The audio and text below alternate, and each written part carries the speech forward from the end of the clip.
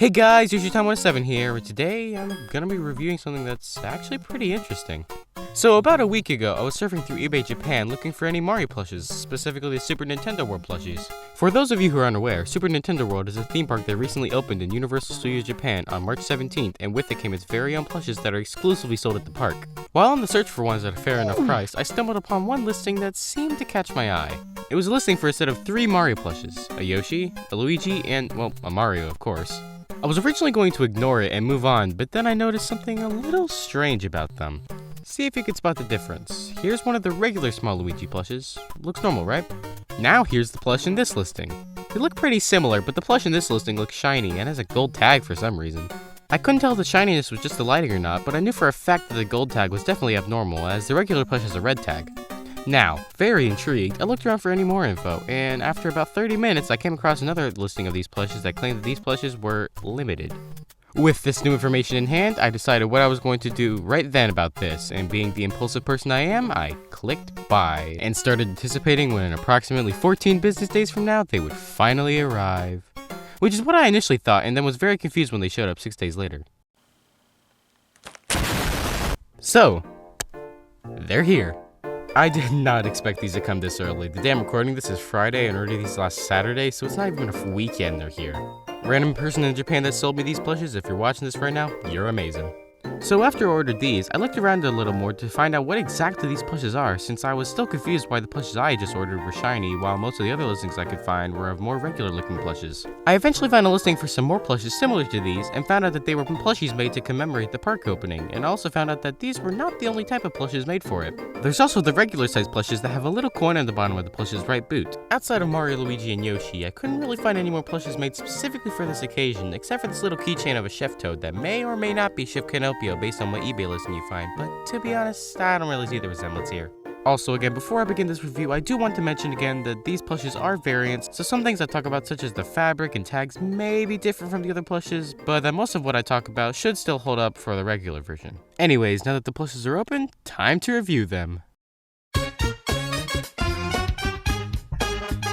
So yeah, first impressions, these plushes are small. Like, I get that they're keychains, but dang, when comparing them to an All-Star Mario plush, it absolutely towers over all of them. Here's a plush I originally thought to be pretty small, the Jack-specific Mario plush, and even it is a good 3 inches taller than this plush. The tags on these plushes are almost as big as the plushes themselves, with the tags being 3 inches tall, and Yoshi and Mario being around 5.5 inches tall, and Luigi close to 6. Speaking of the tags, they look great. It has the Super Nintendo World logo on the front, and underneath has text saying Universal Studios Japan. The back is written mostly in Japanese and has a small sticker with the Universal Studios Japan logo on it and the original price of 1900 yen, which is roughly $17 USD. It also has a little symbol that Google is telling me means that it is recyclable.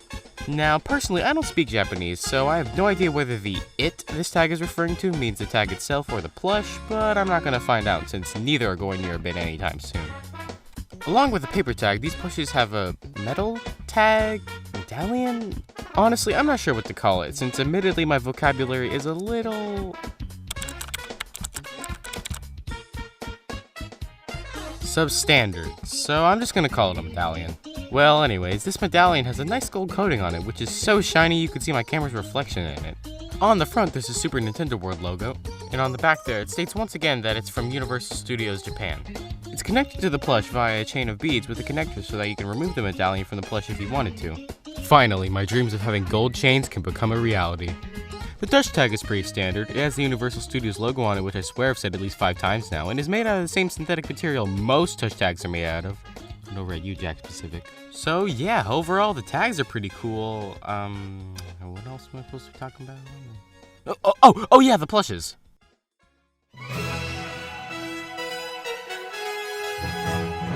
Surprisingly, despite how small these plushies are, they're actually pretty detailed. Mario's overalls, hat, and shirt are all made out of this shiny velvet-like material, while his face, gloves, boot, and emblem use the more traditional polyester fabric you'd expect. The buttons are embroidered onto the overalls, which is actually something I'm on the fence about. You see, most modern Mario plushes that have overalls either decide to embroider the buttons onto the plushes or glue on a piece of felt. Embroidered buttons, in my opinion, don't look as good as glued-on felt buttons, but they're more likely to stay intact with the plush. For example, here's my Goldie Mario plush that is 9 years old with its embroidered buttons, and here's my Cine All-Stars Waluigi plush that has glued-on buttons that were already coming off before even buying it. Neither method is blatantly good or bad, and each has pros and cons that make it really just up to personal preference. Now, anyways, back to this plush. One thing I noticed about this plush is that it's almost like a new and improved version of the Mario Party 5 plush. The plush's overalls are actual clothes on the plush, and underneath has legs that are admittedly hard to see, but that's because the overalls aren't really supposed to be removed anyways. It just goes to show the high quality of these plushes. The designers went out of their way to add in a detail that you aren't really going to see often, which I just think is so cool. The boots actually have some detail to them in the form of embroidery on the soles of the shoes to give it some depth. This is actually a detail that's often forgotten on most Mario plushes, and in fact I can't even think off the top of my head of another Mario plush with something like this. So yeah, very high quality, especially for such a small plush.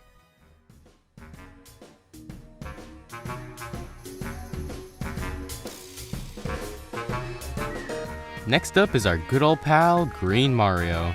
This plush actually captures Luigi's differences from Mario pretty well. You have the standard details that many plushies have in common, Luigi being taller than Mario, his mustache and sideburns being a different shape, his overalls are a darker shade of blue, and Luigi being overall more lanky, while Mario is more stout. But then you begin to notice the more finer details, like how Luigi's shoes are a different color than Mario's. The boots themselves are a slightly different shade of brown, but the soles are completely different. The soles on Mario's shoes are more orange, and the soles on Luigi's are closer to a light brown or a tan.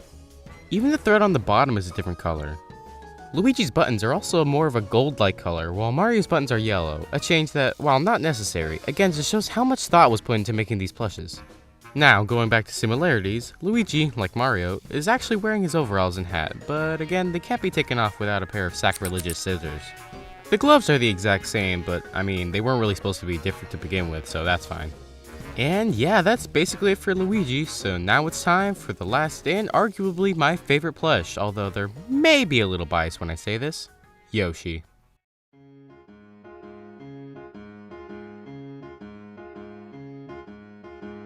Yoshi is almost completely made out of the shiny material, with the only exception being his eyes, which are embroidered on the softer fabric mentioned earlier, and his nostrils, which are again embroidered onto the plush.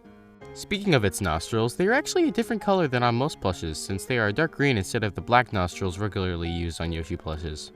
And yeah, that's basically all I could find for differences. Don't get me wrong, it looks great and I absolutely adore it, but in my opinion, it isn't all that different when compared to an All-Stars Yoshi. Sure, the eyes proportionally are bigger, the shoes are more round, and the frill is a little bit different, but besides that, yeah, it's Yoshi. Although, to be fair, there isn't much variation that can really occur in a Yoshi plush, like how sometimes I can barely tell the difference between a New Super Mario Bros. Wii Yoshi and a Yoshi's Island DS Yoshi. And I rest my case. So yeah, good plush, just not much to say about it. Although I am forever disappointed by the lack of mouth underneath its nose, so out of the way you peasant, Goldie Yoshi is king! Now, before I end the video, I'm just going to quickly bring up a few differences I've seen when comparing these plushes to their more common versions. Mario and Luigi's overalls on the regular plush seem to be made out of a material that is meant to resemble denim. The rest of the plushes all seem to be made out of a soft polyester fabric that is most common with Mario plushes. Finally, the metal medallion has been replaced for what instead looks like a red fabric tag that accompanies the regular tag. Now, with all that said, would I recommend picking up this plush from your local eBay or Japan? Honestly, yeah, just look for a good price first, or else you're gonna have to borrow a whole bank just to get your hands on a few. And yeah, that's basically all I have to say for today. If you guys enjoyed the video, make sure to like, comment, and subscribe if you want to, since it would really help me out. I'm trying to hit 500 subscribers before my 4-year anniversary on YouTube, and if we achieve that goal, it would really mean a lot to me. Comment down below if you want to see me do more of these reviews, since I had a lot of fun making this video and want to know if you guys want me to make more. I might even make a follow-up review on all the other plushes, since there are still many more I have yet to cover. Also, while you're at it, maybe check out my other videos. I don't know, they might be a little bit cool. So yeah, I guess that's all for today, so hope you guys enjoyed, and I'll see you in the next video. Peace.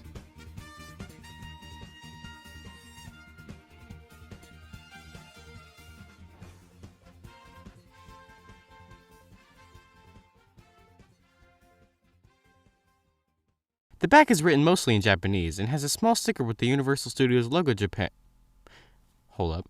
The boots actually have some detail to them in the form of embroidery on the soles of the That kept going. That sentence just kept going. Now, very intrigued, I looked around for any more info, and after about